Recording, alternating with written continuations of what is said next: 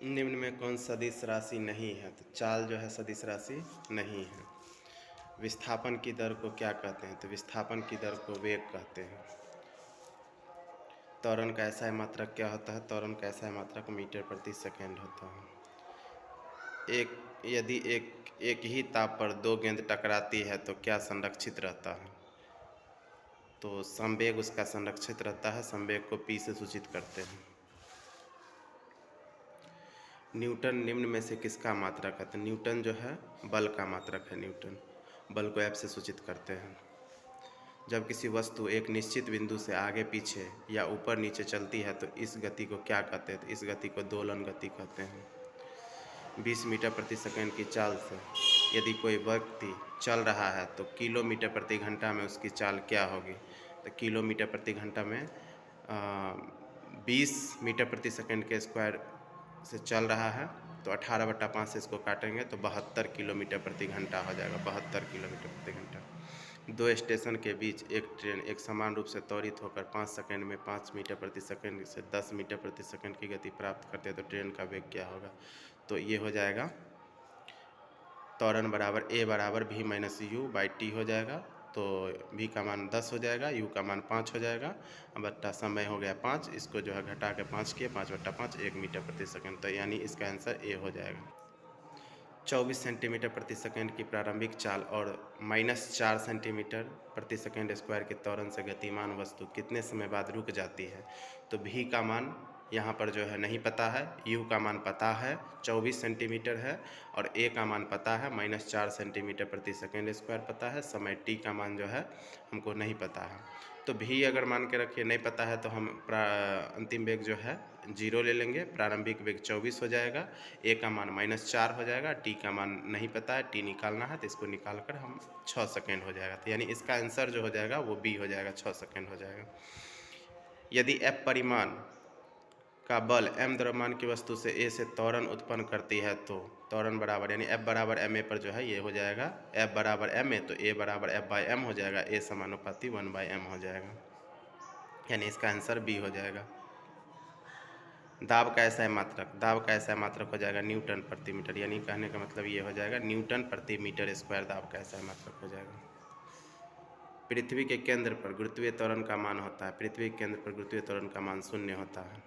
चंद्रमा पर किसी वस्तु का भार पृथ्वी के भार के लगभग कितना होता है? तो 1/6 गुना हो जाता है। घनत्व का एसआई मात्रक क्या होता है? तो घनत्व का एसआई मात्रक kg प्रति सेंटीमीटर क्यूब होता है। डेंसिटी बराबर मास बट्टा वॉल्यूम होता है। किसी ताप पर पानी का घनत्व महत्तम होता है, महत्तम मतलब अधिकतम होता है 4 डिग्री सेल्सियस, और न्यूनतम भी यही होता है। यदि 5 सेकेंड में कोई मशीन 640 जूल कार्य करती है तो मशीन की शक्ति क्या होता है? शक्ति को P से डिनोट करते हैं तो P बराबर W/T होता है। तो W का मान 640 दिया हुआ है और T का मान जो है 5 दिया हुआ है। इसको काटेंगे तो हमको आ जाएगा 128 वाट हो जाएगा। संपीड़ित कमानी में धारिता होती है, स्थितिज ऊर्जा होता है उसमें। 1 वाट निम्नलिखित में से किसके बराबर होता है? 1 जूल प्रति सेकंड के बराबर होता है। m द्रव्यमान की एक वस्तु v वेग से गतिशील की गतिज ऊर्जा होता है। गतिज ऊर्जा काइनेटिक एनर्जी बराबर 1/2 mv² होता है। तो इसका आंसर हो जाएगा c हो जाएगा। यदि m और 2m द्रव्यमान के दो पिंड एक समान वेग से चल रहा है तो इसकी गतिज ऊर्जा का अनुपात क्या होगा? तो गतिज ऊर्जा काइनेटिक एनर्जी 1/2 mv², 1/2 mv²। इसको इस पर बैठा लेंगे, m का मान जो है दिया गया है, m का मान बैठा के और उसको काटेंगे तो 1/2 आ जाएगा। यानी इसका आंसर a आ जाएगा। जब पृथ्वी तल से किसी वस्तु की ऊंचाई दुगुनी कर दी जाती है तो इसकी स्थितिज ऊर्जा क्या हो जाएगी? तो दुगुनी हो जाएगी। ध्वनि किस माध्यम से यात्रा करते हैं? ध्वनि जो है ठोस से भी करता है, सॉलिड से भी करता है, तरल लिक्विड से भी करता है, गैस से भी करता है, इनमें से सभी हो जाएगा। यानी इसका आंसर डी हो जाएगा। निम्नलिखित में से कौन तरंग दैर्घ्य का एसआई मात्रक है? तरंग दैर्घ्य का एसआई मात्रक इन सभी में होता है, इसीलिए इसका आंसर डी हो जाएगा। किसी माध्यम में किसी तरंग के कंपित कणों के माध्यम स्थिति का महत्तम विस्थापन को क्या कहते हैं? तरंग का आयाम कहते हैं। दो क्रमिक सुरंगों अथवा गर्तों के बीच की दूरी को तरंग दैर्घ्य कहते हैं। 20,000 हर्ट्ज की आवृत्ति के अधिक आवृत्ति की तरंग को क्या कहते हैं? पराश्रव्य कहते हैं। प्रतिध्वनि ध्वनि को की कौन सी घटना है? तो ये परावर्तन घटना है। सामान्य वायुमंडलीय दाब यानी पारे का होता है कितना? तो 76 सेंटीमीटर होता है। जब वायुमंडलीय दाब बढ़ता है तो पानी का क्वथनांक भी क्या होता है, बढ़ता है। ऊष्मा का ऐसा मात्रक क्या होता है, जूल होता है।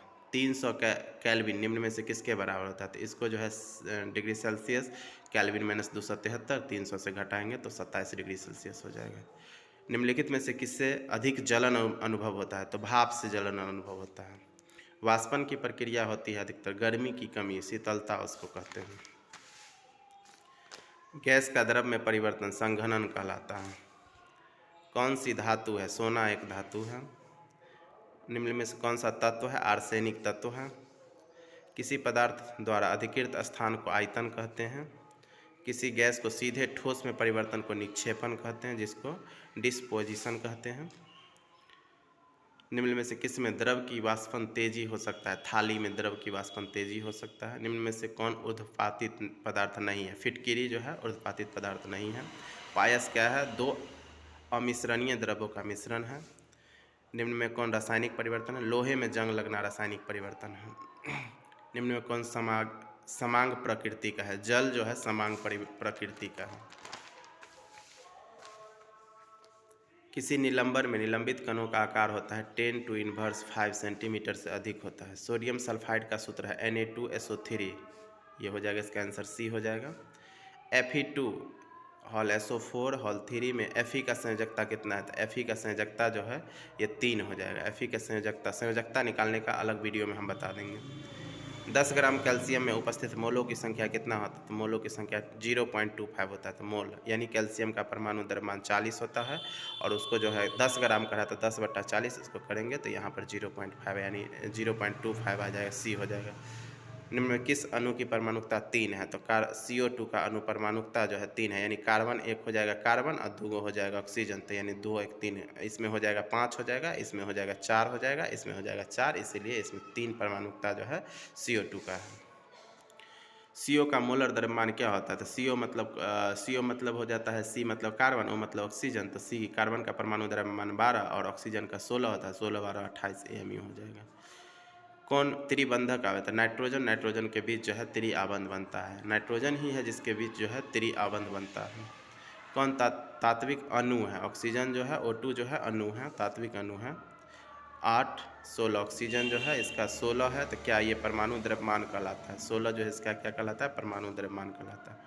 कौन समस्थानिक का युग्म नहीं है, समस्थानिक का युग्म है जिसका नाइट्रोजन 7 और 7 दूना 14, 6 नाइट्रोजन यहाँ पर 6 और 14, ये समस्थानिक का युग्म नहीं है, बाद बाकी ये सब समस्थानिक का युग्म है, इसीलिए इसका आंसर जो हो जाएगा ये बी हो जाएगा। सोडियम का परमाणु संख्या होता है 11, तो 2 8 1, यानी इलेक्ट्रॉनिक पहली कक्षा में 2 इलेक्ट्रॉन होता है, उसके बाद वाला कक्षा में 8, उसके बाद लास्ट 1 हो जाएगा, तो इसीलिए इसका आंसर ए हो जाएगा। निम्न में कौन वायु प्रदूषक नहीं है, तो CO2 वायु प्रदूषक नहीं है, कार्बन डाइऑक्साइड। निम्न में कौन जंतु कोशिका की बाहरी घेरा है, तो जंतु कोशिका की बाहरी घेरा को कोशिका झिल्ली कहते हैं, और पादप कोशिका के बाहरी झिल्ली को कोशिका भित्ति कहते हैं। कोशिका झिल्ली बनी होती है लिपिड एवं प्रोटीन का बना होता है, सी हो जाएगा आंसर 57 का। प्याज की झिल्ली में दिखने वाली कोशिकाओं किस प्रकार की होती है, तो आयताकार होती है। निम्न में कौन साधारण अस्थायी उत्तक है, तो ये स्थूल कोण उत्तक, दृढ़ उत्तक, मृदु उत्तक, इनमें से सभी, ये सभी है अस्थायी उत्तक। मृदु उत्तक का प्रमुख कार्य क्या है, तो ये भोजन को सहारा देना, पौधे को सहारा देना, भोजन का संचय करना, उत्तकों के बीच स्थित रिक्त स्थानों को भरना, इनमें से सभी हो जाएगा। स्टार्च एक प्रकार का क्या है, कार्बोहाइड्रेट है। स्पाइरोगाइरा निम्न में से किस शैवाल का उदाहरण है, स्पाइरोगाइरा निम्नलिखित में से किस शैवाल का उदाहरण है, हरित शैवाल का है, हरित शैवाल। एगैरिकस क्या है, एगैरिकस जो है मृतजीवी फंजाई है। लाइसोसोम की खोज सबसे पहले किसने किया, क्रिश्चियन डी डुबे ने किया। क्रिस्टी कहाँ पाया जाता है, माइटोकॉन्ड्रिया में क्रिस्टी पाया जाता है। श्वसन से संबंधित एंजाइम मौजूद होते हैं, मैट्रिक्स में मौजूद होते हैं। रंगहीन एवं श्वेत प्लास्टिड को क्या कहते हैं, ल्यूकोप्लास्ट कहते हैं। एरेनकाइमा कहाँ पाया जाता है, जलीय पादप में। जाइलम उत्तक को क्या कहते हैं, तो जाइलम उत्तक को वाहिकाएँ, चालनी नालिकाएँ, वाहिनिकाएँ, ए और सी, यानी ए और सी दोनों कहते हैं। चालनी नालिकाएँ नहीं कहते, ए और सी कहते हैं, यानी डी हो जाएगा। निम्न में से कौन जीवाणुओं में पाया जाता है, यानी इनमें से कोई नहीं, जीवाणु में कुछ नहीं पाया जाता, न केंद्रक, न केंद्रिका, न केंद्रक झिल्ली। निम्नलिखित में से कौन पादप जगत का सबसे बड़ा संघ है, तो एंजियोस्पर्म हो जाएगा। धान एवं गेहूँ किस प्रकार का पौधा है? तो एक बीजपत्रीय है, एक बीजपत्री। भोजन में लौह की कमी से होने वाली, लौह की कमी से एनीमिया होता है, लोहा की कमी से।